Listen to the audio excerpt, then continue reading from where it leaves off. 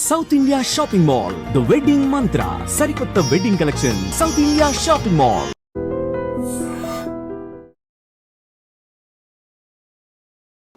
ప్రేక్షకులకి మీ రామచంద్రమూర్తి నమస్కారాలు. ఇవాళ ఈ వీడియోలో మనం నిఫ్టీ, బ్యాంక్ నిఫ్టీ అలాగే స్టాక్ మార్కెట్స్ ఎలా ఉన్నాయి, వాటి ఈ వీక్లో వాటి మూమెంట్స్ ఎలా ఉన్నాయి అనేది మనం ఈ వీడియోలో తెలుసుకుందాం. లాస్ట్ వీక్ చూసుకుంటే మార్కెట్స్ మంచి అప్ ట్రెండ్ వచ్చింది. అలాంటిది ఇవాళ మంగళవారం వచ్చి మార్కెట్స్ కొంచెం డౌన్ అయినాయి. దాదాపు 200 పాయింట్లు డౌన్ అయింది, 2%. ఇప్పుడు నిఫ్టీ వచ్చి స్పాట్ 24,683 దగ్గర క్లోజ్ అయింది ఈ మంగళవారం నాడు. సో దీనికి ప్రధానమైన రీజన్ ఏంటంటే అమెరికా యొక్క రేటింగ్, మోడీ ఏజెన్సీ అమెరికా యొక్క రేటింగ్ AAA+ నుంచి AA1కి తీసుకొచ్చింది. ఇది అతిపెద్ద ఘోరమైన డౌన్ గ్రేడ్ అమెరికా యొక్క ఫైనాన్షియల్ సిస్టమ్ని బాగా నెగిటివ్గా నెట్టింది. దాదాపు గత 3 నెలల నుంచి ట్రంప్ తీసుకునే డెసిషన్స్ అన్నీ కూడా తప్పు అని పెద్ద ఎత్తున విమర్శలు వస్తున్నాయి. ఇలాంటి స్థితిలో అమెరికా ఆర్థిక వ్యవస్థ అనేది కొంచెం తగ్గుతుంది అనేది ఇక్కడ నిపుణులు అంచనా వేశారు. మోడీ రేటింగ్ ఏజెన్సీ తగ్గింది కాబట్టి ఇప్పుడు అమెరికాలో ఏమవుతుందంటే వడ్డీ రేట్లు పెరిగే అవకాశాలు ఉన్నాయి, లెండింగ్ రేట్లు పెరుగుతాయి.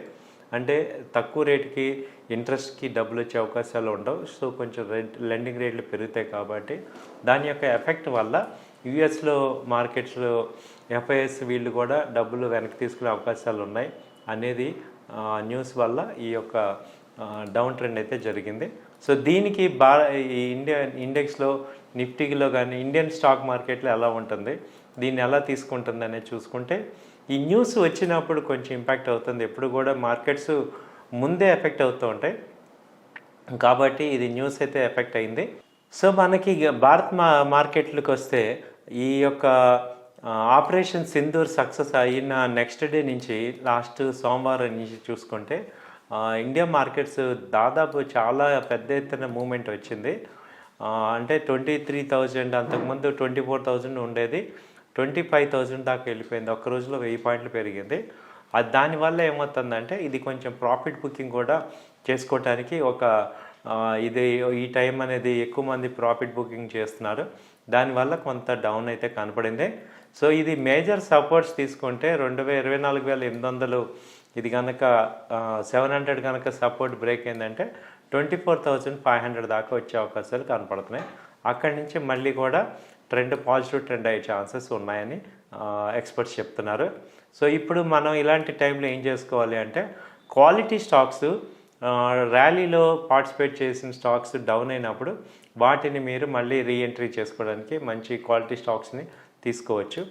అలాగే బ్యాంక్ నిఫ్టీ చేసే వాళ్ళకి చెప్పేది ఏంటంటే ఇది బ్యాంక్ నిఫ్టీ 54,877 దగ్గర స్పాట్ ఉంది.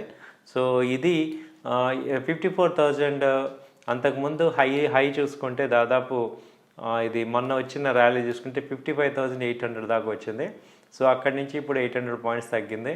సో దీనికి సపోర్ట్ లెవెల్ చూసుకుంటే మేజర్గా 54,600 మేజర్ సపోర్టు, 700, 600 దగ్గర మేజర్ సపోర్ట్ ఛాన్సెస్ ఉన్నాయి. అక్కడి నుంచి కూడా మళ్ళీ పుల్ బ్యాక్ అయ్యే ఛాన్సెస్ కనపడుతున్నాయి. సో దీన్ని అడ్వాంటేజ్గా తీసుకునే వాళ్ళందరూ కూడా రేపు ఎల్లుండి ఈ వీక్ అంతా కూడా కొంచెం ఈ కన్సల్టేషన్ టు డౌన్ సైడ్ అయ్యే ఛాన్సెస్ కనపడుతున్నాయని చెప్తున్నారు.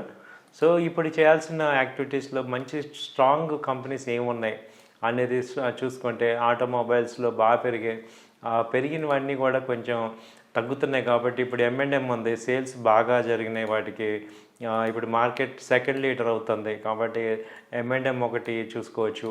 అలాగే టాటా మోటార్స్ మంత్లీ చార్ట్ మంచి రివర్స్లో ఉంది కాబట్టి టాటా మోటార్లో షార్ట్ టర్మ్ ఇన్వెస్ట్మెంట్ కింద ట్రై చేసుకోవచ్చు.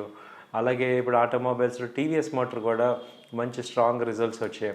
అలాగే సిమెంట్ సెక్టర్ తీసుకుంటే ACC 2,100 నుంచి ఇప్పుడు 1,900 ఉంది. సో ఇలా ACC కానీ తర్వాత చూసుకుంటే ఇప్పుడు IT కంపెనీస్ కూడా మంచి అప్ ట్రెండ్కి వస్తున్నాయి. IT కంపెనీస్లో HCL టెక్ కానీ, టాటా టెక్ మహేంద్ర కానీ, ఇన్ఫోసిస్ కానీ ఇవన్నీ కూడా మంచి ప్రోగ్రెసివ్ కనపడుతున్నాయి. ఆ తర్వాత బ్యాంకింగ్లో తీసుకుంటే యాక్సిస్ బ్యాంకు, అలాగే ICICI బ్యాంకు, HDFC బ్యాంక్ ఇవన్నీ కూడా బై అండ్ డిప్స్ లాగా చేసుకోవచ్చు. సో ఇలాంటి సెక్టర్స్లో ఫైనాన్స్ సెక్టర్ తీసుకుంటే చోళమండలం ఫైనాన్స్ కానీ బజాజ్ ఫిన్సర్వ్ ఇది చాలా స్ట్రాంగ్ ఉంది. ఇది అంతకుముందు మొన్న 2100 దాకా వెళ్ళింది, ఇప్పుడు 2000 దగ్గర ఉంది. అలాగే ఇది 1900 నుంచి 2000 మధ్యలో మళ్ళీ ఇప్పుడు 2000లో బై చేసుకొని మళ్ళీ 1900లో కూడా యాడ్ చేసుకుంటే మంచి ప్రాఫిట్స్ వచ్చే ఛాన్సెస్ ఉన్నాయి. ఆ తర్వాత డిఫెన్స్ స్టాక్స్ గురించి చెప్తున్నారు, కానీ డిఫెన్స్ స్టాక్ అయితే కేర్ఫుల్గా ఉండాలి. ఎందుకంటే హెవీగా అప్ ట్రెండ్ వెళ్ళినాయి కాబట్టి అక్కడ ఎటు ప్రాఫిట్ బుకింగ్ జరుగుతుంది.